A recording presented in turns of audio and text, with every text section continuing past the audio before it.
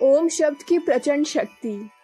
हिंदू मनोवैज्ञानिकों और तत्ववेत्ताओं को स्वर विज्ञान का बड़ा अनुभव और अध्ययन था। उन्होंने एक एक स्वर की बड़ी बड़ी खोजबीन की थी। इन अनुसंधानों का नवरीत वेद के आदि का ओम शब्द है। इस शब्द को बड़े आध्यात्मिक अर्थ गांभीर्य से बनाया गया है। प्रत्येक हिंदू किसी न किसी रूप में इस शब्द को दैनिक पूजा आराधना या दैनिक जीवन में प्रयोग में लाता है। कुछ साधक इसके पूर्व हरि शब्द का प्रयोग करते हैं और हरि ओम उच्चारण किया करते हैं। ओम शक्ति, सामर्थ्य और ईश्वरीय संपदाओं का रूप है। एक बार असुरों ने इंद्रपुरी को घेर लिया। इंद्र को भय हुआ कि यूं तो मेरी इंद्रपुरी ही छिन जाएगी। किसी बाह्य दैवी शक्ति से सहायता लेनी चाहिए। अपनी सीमित शक्तियों से तो इंद्रपुरी की रक्षा होती नहीं दिखती। आसुरी कैसे मारे जाएं? उन्हें ओम मिला। इंद्र ने कहा, हे शक्ति रूप, हम आपको प्रमुख बनाकर असुरों को जीतना चाहते हैं।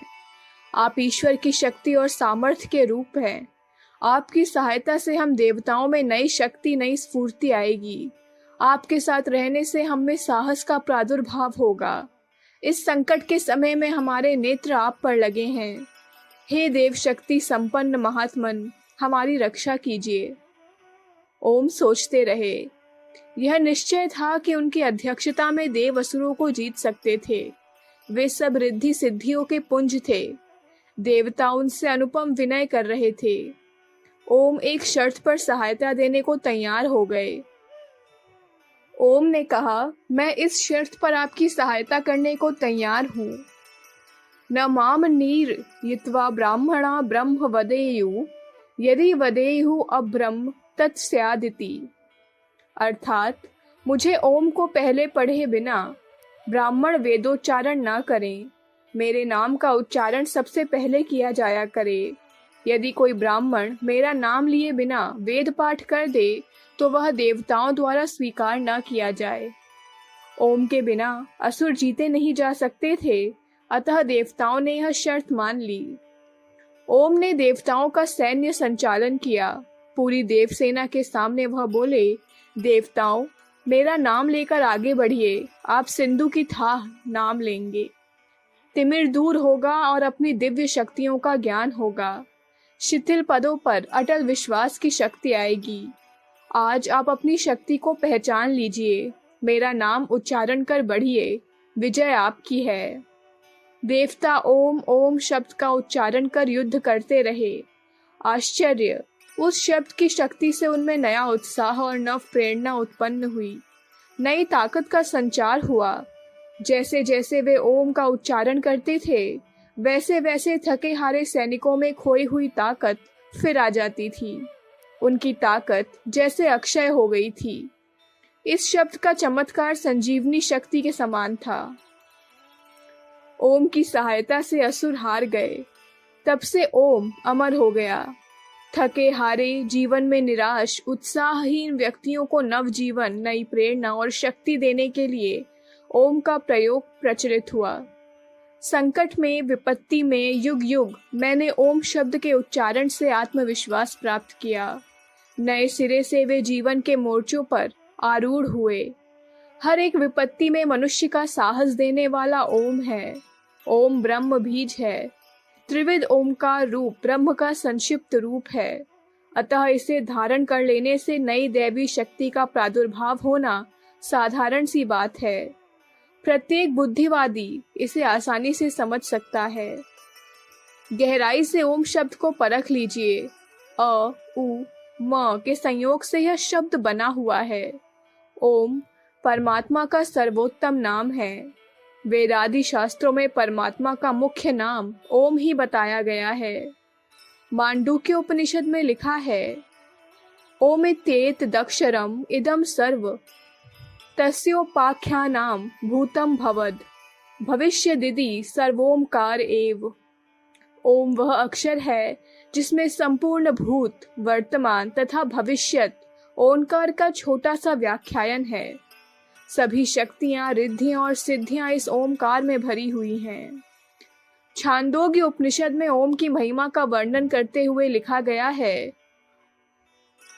ओम इत्येतदक्षरमुद्गीतमुपासीत ओम इति ह्याद् गायति तस्योपाख्यानाम् एषां भूतानां पृथिवी रसः पृथिव्याः आपोः रसा आपामोषधयो रसः ओषधीनां पुरुषो रसः पुरुषस्य वाग्रचः वाचः ऋग्रसः ऋचः सामरसः साम्न उद्गीथो रसः स एष रसनां रसातमः परमः पराध्याष्ट मोयदुद्गीत।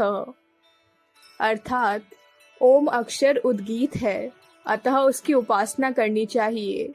सब भूतों का रस सार पृथ्वी है, पृथ्वी का रस जल है, जल का सार औषधियां हैं, औषधियों का सार मानव देह है, मानव देह का सार वाणी है, वाणी का ऋचा वेद है, ऋचा का सार सामवेद द्वारा भगवान का यशोगान है, सामवेद का सार उद्गीत है। यह जो उद्गीत है वह सब रसों में से रसतम सारतम सर्वोत्कृष्ट है। कठोपनिषद में यमराज ने नचिकेता को ओमकार की महिमा का वर्णन करते हुए कहा है, सर्वे वेदा यदपद मामनन्ति तपांसी सर्वाणि च यद्वदन्ति यदि छन्तो ब्रह्मचर्यं चरन्ति तत्ते पदम सम ग्रहेण ब्रवीमयोतमित्येतत्।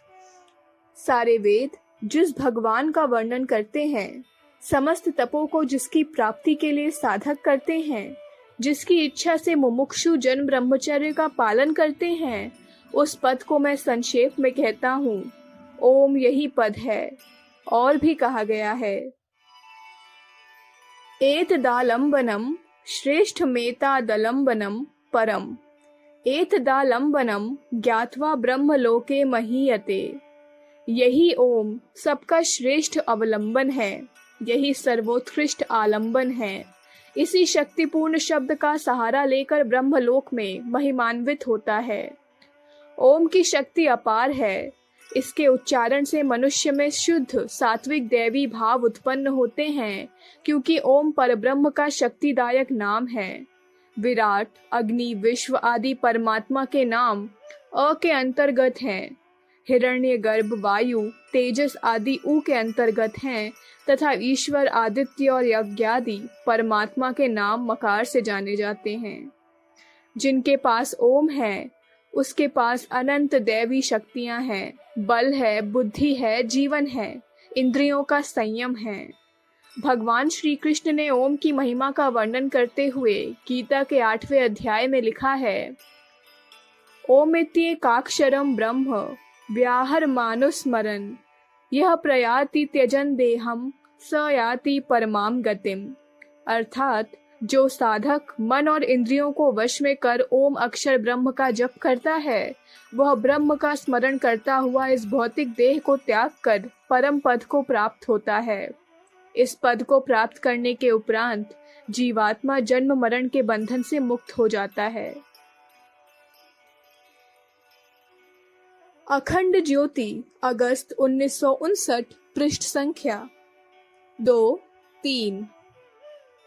हमारे YouTube चैनल विचार क्रांति दूत अखंड ज्योति पत्रिका को सब्सक्राइब करें एवं अगली वीडियोस प्राप्त करने के लिए बेल आइकन दबाएं। धन्यवाद।